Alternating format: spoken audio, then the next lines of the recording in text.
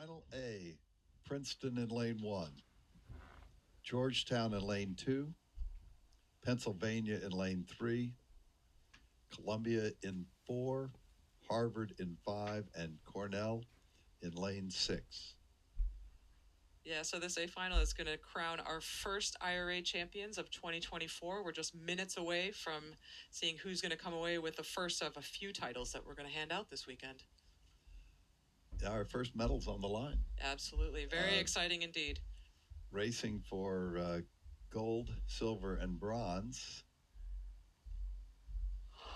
Yep, so we do have our favorite crews in the center lanes there. We do have our fastest qualifiers, Pennsylvania and Columbia. Just going over those two crews now. And our defending champions in this event, Georgetown. You're just looking at them in the center of your screen right now. So a little peculiar that we're not seeing the Hoyas in one of those center lanes, given that they are a defending champion here.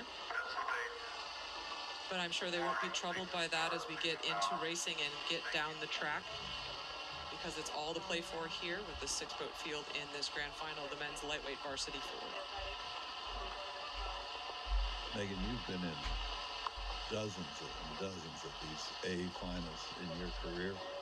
I haven't rode in too many lightweight men's 4s, but go on. Well, the heartbreaker in this would be 4th place.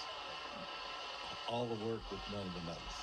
Yeah, I mean, it's always hard to come away with no hardware, but the words that stick with me from a conversation I had with Coach Mike Gennaro yesterday was, you can put your head on your pillow at night knowing that you've done everything that you can. You're going to get what you're going to get. So you go out there and you lay it all on the line. You put your trust in your training and in your teammates and your coaches and everyone that supported you, and you don't leave anything left to chance. There's no regrets. Well, for the medals, we're off. Yeah, looks like a clean start here. Woo, that is an even start. Holy moly, everyone going right with it. Everyone's got their eyes open and ready to go here. Princeton, Look at that. 45. Holy moly, over on the far side there in lane 4. Georgetown That is 44. That is Columbia just absolutely smashing the rate. I bet you can't even get a rate on them. Look at them go, though. It's working there out to about a deck length over the field, and it is going to be just dead level between the remaining 5 crews. Columbia leaving everyone in the dust. It is going to be almost a half a boat length now with just only a few strokes under their belt at this early stage. Tracking them probably next in line is going to be that crew from Georgetown. The Columbia's still at 44 and a half, so they're taking a long start, and they want to get out to the lead and see if they can't get into control and into a comfortable base cadence. Lightweight men unlikely to have big power moves that are significantly different than the rest of the field, because the bodies are all the same size. It's just how much energy is packed in and what are the skill sets that it takes. Right now, we're seeing Georgetown move right up into contention with Columbia, challenging for that gold medal position. Yeah, I mean, it's tale as old as time, whether or not this early risk, like a high rating start like that, a power move like that we just saw from Columbia, is going to pay off down the track. We're just going to tune in and keep our eyes peeled on them as we turn it over to Fred in the media launch.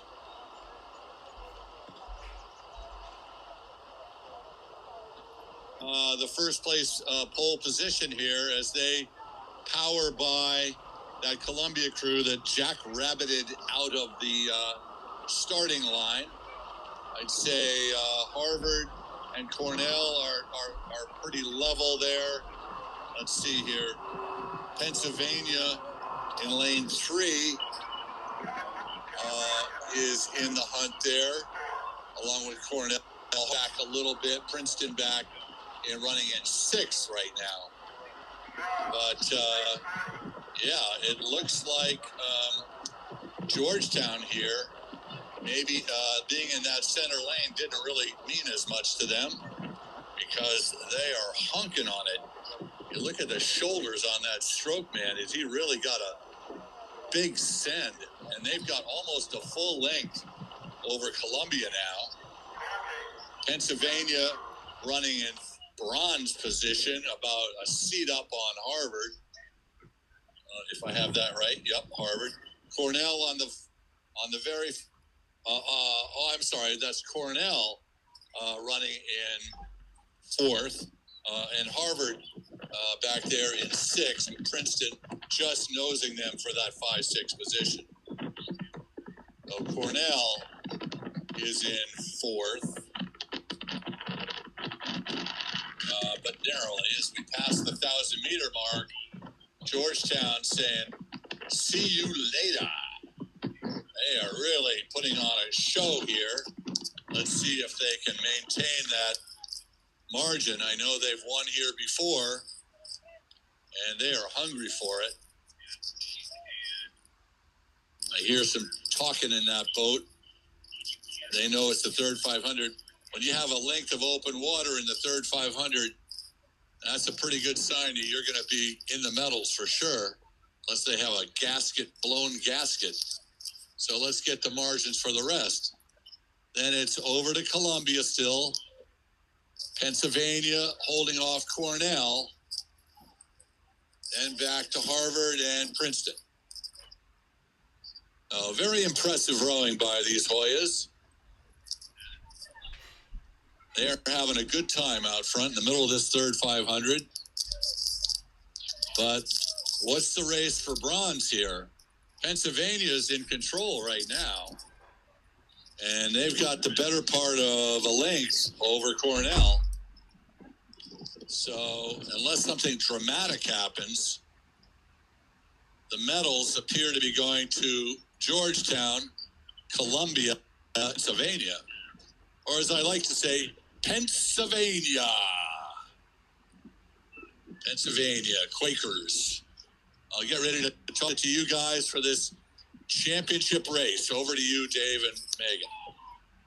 Thank you very much, Fred. We appreciate you tracking this race for us and keeping us updated on how things have been progressing. It really has been a master move by this Georgetown crew, hasn't it? They just bided their time off the start and let Columbia kind of blast their jets, but just really just moved pretty sweetly through in that middle section of the race, and here they are out in front. Very cool, aren't they, that Georgetown crew, Dave? Yeah, they are very experienced. I suspect that's out of their varsity boat, which was just nipped out at the Eastern Sprints of actually qualifying to bring an 8 here for the championships. And they're showing that they have quite a bit of quality in their program, because that's a tremendous lead. Even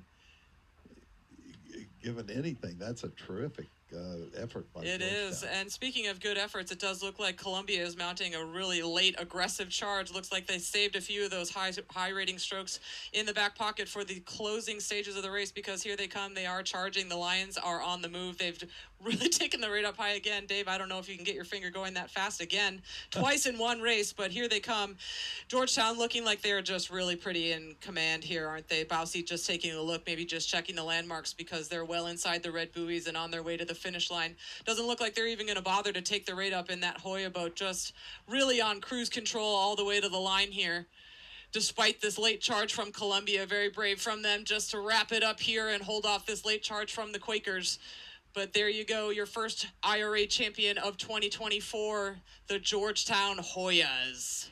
Silver to Columbia across the line at 45 strokes a minute, and then Pennsylvania coming in third.